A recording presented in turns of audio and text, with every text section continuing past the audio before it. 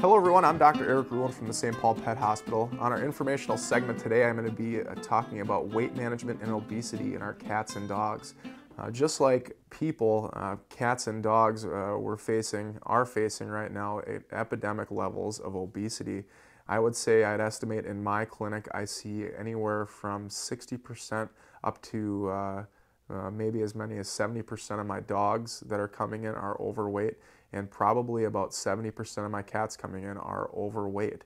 It is overwhelmingly the most common metabolic condition and syndrome that I see in our companion animals. It's a lot of just too much love, and our pets have trained us to give them too much food, and it's also a condition of pet food industries and companies recommending too much food for pets, and a lot of it is also due to sedentary lifestyles of those pets. So to start with how we grade obesity in cats and dogs, we like to grade them from 1 to 9, 1 being very emaciated and 9 being a very overweight dog. The ideal range is somewhere between 3.5 to 5.5. Some veterinarians use a 1 to 5 scale, so just make sure you ask them which scale they're using. It's not necessarily about the weight of your pet, it's about the body condition score. Just like people, it's not necessarily how much you weigh, it's where the weight is distributed and what your weight is for your size of frame.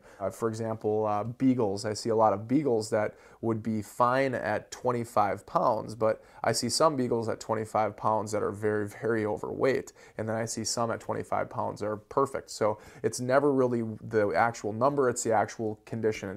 It's getting your hands on that pet, and a lot of people, because they're with their pet every day, they don't recognize the weight gain or the loss, and when you go in, you really want to ask your veterinarian, is my pet overweight? Are they not overweight? And most veterinarians are going to be very straightforward with you, and they're going to tell you right off the bat, if they haven't already in an exam, they're going to tell you where they think your pet lies on a body condition scale, or whether or not they need to lose weight or gain weight.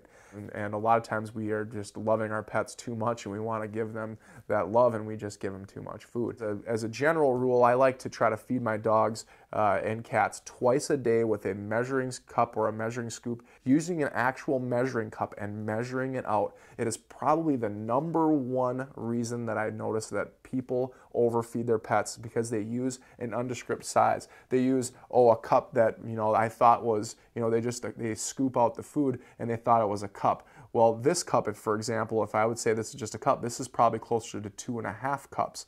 And right there, I'd be, doubling the amount of food that my pet would need, my dog or my cat would need. That's a very, very common mistake. So measuring the food out with an actual measuring cup, doing it twice a day, and doing dosed meals twice a day really helps us being able to dial in and closely monitor the calorie intake. The other second biggest issue is human food and dogs getting table scraps. It's okay once in a while to give our pets some table scraps, but very, very, very limited, and a very, very small subset of table scraps. I generally make a blanket rule of saying no table scraps ever. I'm not going to say that I'm pure as the white driven snow. My 2 dogs do occasionally get an egg yolk once in a while, but overwhelmingly we want to make sure that any table scraps that they're ever getting, if ever, are very low in fat content. And most vegetables are okay for dogs, but the responsibility really does lie on the shoulders of us as pet owners to really be an advocate for them. And the great thing about weight management with our cats and dogs, it is by far the easiest way for us to show our pets that we really love and care for them, is by giving them the appropriate amount of food and maintaining them at an appropriate weight. And if we, as owners and as veterinarians and as animal advocates, if we can spend more of our efforts and energy trying to maintain our pets at the appropriate weights, we're going to see so much less disease, and we're going to have so much better quality of life as our pets age. It'll make my job as a veterinarian and your jobs as pet owners so much more enjoyable, and we'll have so many better quality years with our pets. I'm Dr. Eric Ruhland from the St. Paul Pet Hospital. Hopefully I'll see you in the clinic soon. If not, I hope I see you around the great city of St. Paul. Take care.